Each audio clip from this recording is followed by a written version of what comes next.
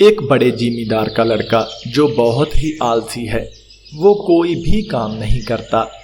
कई 100 बीघा जमीन का उसके पास है। सारी जमीन में मजदूर काम किया करते हैं, लेकिन वो घर से बिल्कुल भी नहीं निकलता, बस घर में ही रहता। उसका मुंशी बहुत ही ईमानदार इंसान है, जिसका नाम है हीरा लाल। वो उसके पिता के साथ काम करता आया है। एक दिन मुंशी उसके पास आता है और बोलता है, बेटा रोशन, मुझे तुमसे एक बात करनी है। हाँ जी काका, बोलिए, क्या कहना है आपको? बेटा रोशन, अब मेरी उम्र हो चुकी है, अब मैं और काम नहीं कर सकता, इसलिए अब तुम किसी और को मुंशी के काम पे रख लो और मुझे इस काम से छुट्टी दे दो। अब मैं अपना बाकी का समय अपने घर में गुजारना चाहता हूँ। काका, आपने बहुत ही ईमानदारी से काम किया है आज तक। अब आपको जैसे भी ठीक लगे आप वैसे ही करो। अगर आपको कभी भी किसी वस्तु की आवश्यकता पड़े तो आप मुझसे ले जा सकते हो। ठीक है बेटा, अब मैं चलता हूँ। इतना बोल वो मुंशी वहां से चला जाता है। रोशन एक नए मुंशी को काम के लिए रख लेता है।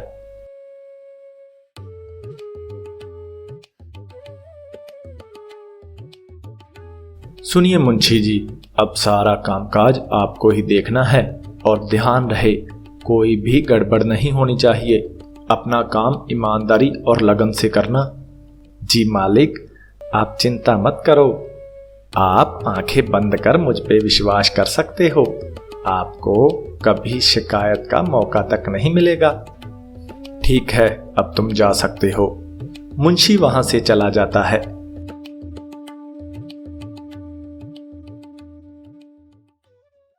लेकिन मुंशी बहुत ही लालची इंसान था। अरे ये निठल्ला तो घर में बैठा रहता है, ये कौन सा खेतों में आने वाला है। अब तो मौका है, जितना लूट सकता हूँ उतना ही लूट लेता हूँ इसको। वैसे भी इसे कौन सा घाटा पड़ने वाला है। वो खेत में मजदूरों के पास जाकर बोलता है, अरे सुनो, खेत का सारा काम तुम करते हो? जी मालिक, हम ही करते हैं।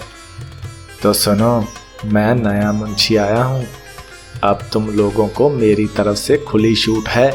तुम काम और आराम दोनों कर सकते हो।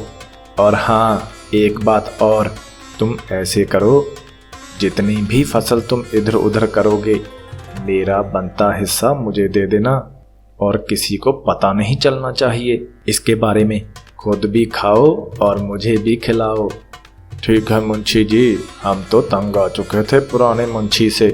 वो तो कुछ ज़्यादा ही ईमानदार था, जरा सी फसल भी इधर उधर नहीं होने देता था। बस अब मैं आ चुका हूँ ना, अब देखना तुम लोग माला माल हो जाओगे। मुंशी इतना बोल वहां से चला जाता है। जितनी फसल होती है, मजदूर उसका आधा हिस्सा गबन कर देते हैं।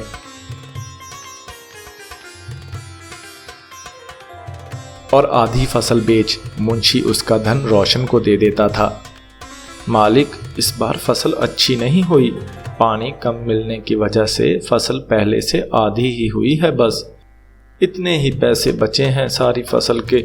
मुंशी जी, पहले तो कभी ऐसे नहीं हुआ कि फसल अच्छी ना हुई हो, लेकिन इस बार क्या हुआ?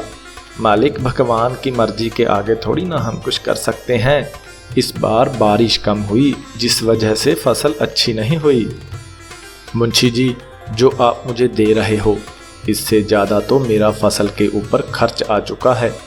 अगर ऐसे ही चलता रहा तो मुझे तो अपनी ज़मीन भी बेचनी पड़ सकती है। मालिक, आप चिंता न करो, हम अपनी पूरी जी जान लगा देंगे अगली बार। जितना समय मैं हूँ उतना समय आपको चिंता करने की कोई ज़रूरत नहीं है। अच्छा ठीक है, अब तुम जाओ, काम काज देखो।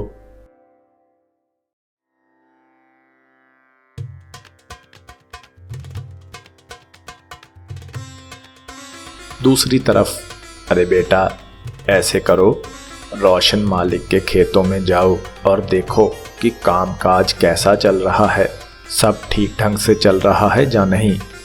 जी पिताजी, मैं जाता हूँ और देखता हूँ सब कैसे चल रहा है। हीरालाल का बेटा रोशन के खेतों में चला जाता है और एक पेड़ के पीछे छिप मुंशी और दूसरे मजदूर की बातें सुनने लगता है। अरे, तुम लोगों ने इतनी फसल का हेर फेर किया और मुझे कम हिस्सा दिया है। आज शाम तक तुम मेरा पूरा हिस्सा मुझे दे देना, वरना तुम तो जानते ही हो कि मैं क्या कर सकता हूँ। सारा इल्जाम तुम पे डाल दूंगा कि तुम फसल में बेईमानी करते हो। मुंशी, गुस्सा क्यों होते हो? आज शाम तक पूरे पैसे आपके घर पहुंच जाएंगे, आप फिक्र ना करो। मुंशी हीरालाल का बेटा सारी बातें सुन लेता है।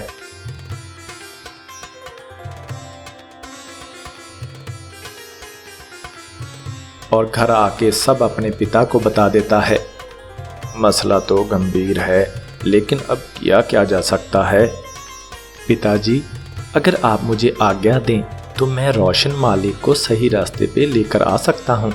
बेटा, तुम ऐसा क्या करोगे जिससे रोशन सही रास्ते पर आ जाएगा? वो आप मुझ पे छोड़ दो। मेरे पास एक तरकीब है जिससे मैं रोशन को सही रास्ते पे लेकर आ सकता हूँ और वो अपनी हो रही लूट से बच सकता है। अच्छा बेटा, तो जैसा तुम्हें ठीक लगे वही करो।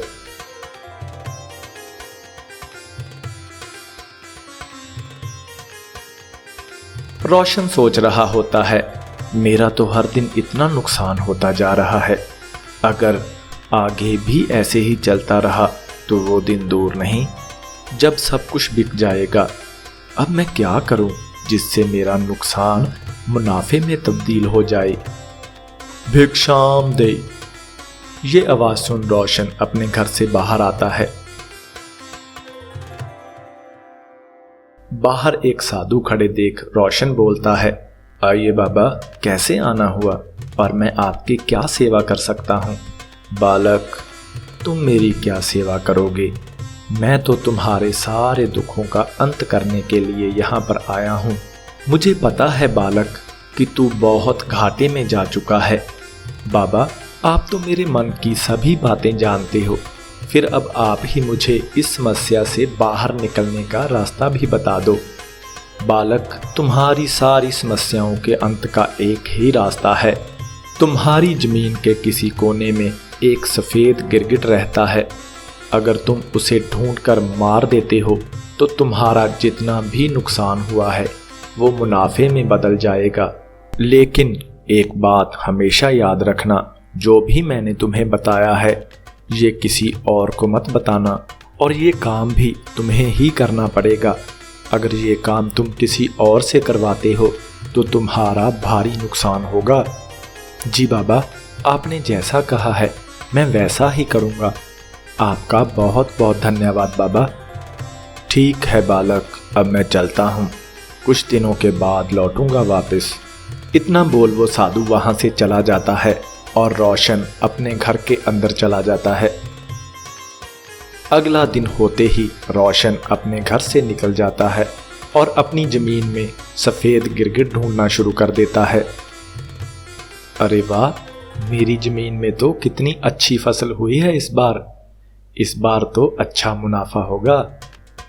रोशन और आगे जाता है और क्या देखता है, मुंशी और मजदूर आपस में बातें कर रहे होते हैं। रोशन एक पेड़ के पीछे खड़ा हो जाता है और बातें सुनने लगता है। अरे ओ बिरजू, इस बार हम जो फसल बेचेंगे उसका 60-40 होगा। 60% मेरा और 40% तेरा। और हाँ, ज़्यादा आनाकानी की तो फिर देख तेरा क्या हाल करता हूँ मैं। इस बार मालिक को बोल देंगे कि ज़्यादा बारिश की वजह से सारी फसल खराब हो गई और थोड़े बहुत पैसे उसे दे देंगे। वो कौन सा खेतों में आकर देखता है कि क्या हो रहा है और क्या नहीं। तो ये सब कुछ होता है मेरी पीठ पीछे। तू एक बार आ मेरे पास, बताता हूँ तुझे। आज तो तेरी खैर नहीं। रोशन वहां से घर वापस आ जाता है। अगले दिन जब मुंशी फसल बेच थोड़े से पैसे ले रोशन के पास आता है। मालिक, बुरी खबर है, इस बार ज़्यादा बारिश के कारण सारी फसल डूब गई। बस थोड़ी सी फसल ही बची थी। ये उसके पैसे हैं। हमने बहुत कोशिश की लेकिन इस बार भी फसल अच्छी नहीं हो पाई। मुंशी, तेरी कोशिश तो मैं अच्छे से देख चुका हूँ। कोशिश कर कर के तो तूने ये पेट बाहर निकाला है। मेरे सारे खेतों की फसल तो तेरा ये पेट ही डकार जाता है। मुझे उसमें से क्या मिलने वाला है? मालिक, आप ये क्या बोले जा रहे हो? मैं तो बहुत ईमानदारी से काम करता हूँ। चुप! एक शब्द अपनी जुबान से मत निकालना, वरना जुबान काटकर हाथ में दे दूंगा। मैं तेरी ईमानदारी देख चुका हूँ। तू तो एक नंबर का ठग है। अगर कल मैं खेत ना जाता तो तू तो मेरी सारी जमीन बिकवा देता और मुझे सड़क पे ले आता। अब मेरी एक बात कान खोल के सुन ले। आज तक मेरा जितना भी नुकसान हुआ है उस सब की भरपाई अब तू करेगा, और वो भी आज शाम तक। अगर तूने आज शाम तक सारी रकम लाके मुझे ना दी तो मैं तुझे दरोगा के हवाले कर दूंगा। फिर सारी उम्र जेल में बैठकर चक्की पीसना और अपनी किस्मत को रोना। आई बात समझ में? जी मालिक, मैं शाम तक आपका सारा पैसा आपको दे दूंगा। चल अब निकल यहां से। शाम होते ही मुंशी सारी रकम ले रोशन के पास आ जाता है। ये लीजिए मालिक, मैं सारे पैसे ले आया हूं। अब आप मुझे माफ कर दीजिए। बस अब तू यहां से निकल, कहीं मेरा दिमाग घूम गया तो तेरी खैर नहीं। वो मुंशी वहां से निकल जाता है। कुछ दिन बीत जाने के बाद, आइए बाबा, मैं आपका ही इंतजार कर रहा था। बाबा, आपने जिस गिरगिट के बारे में मुझे बोला था वो तो मुझे कहीं नहीं मिला। मालिक, आपको वो गिरगिट मिल भी गया और आपने उसे मार भी दिया। असल में आपका मुंशी ही सफ़ेद गिरगिट था जिसे आप पहचान नहीं पाए। और मैं कोई साधु नहीं हूँ, मैं तो आपके पुराने मुंशी हीरा लाल का बेटा हूँ। मेरे पिताजी ने ही मुझे आपके पास भेजा था सच आपके सामने लाने के लिए, और मैं इस काम में कामयाब भी हुआ। तुम्हारा बहुत बहुत धन्यवाद, तुमने मेरी आंखें खोल दी। अब से मैं खुद अपने सारे खेतों में कामकाज देखूंगा। अगर तुम बुरा ना मानो तो तुम मेरे नए मुंशी बन जाओ। जी जी मालिक, क्यों नहीं। रोशन उसे अपना नया मुंशी रख लेता है और अब सब कुछ ठीक हो चुका था। दोस्तों, कहानी कैसी लगी कमेंट बॉक्स में कमेंट करके जरूर बताना, और चैनल को सब्सक्राइब कर साथ लगे बेल आइकन को भी दबा देना ताकि हमारी हर नई वीडियो आप तक सबसे पहले पहुंच पाए। धन्यवाद।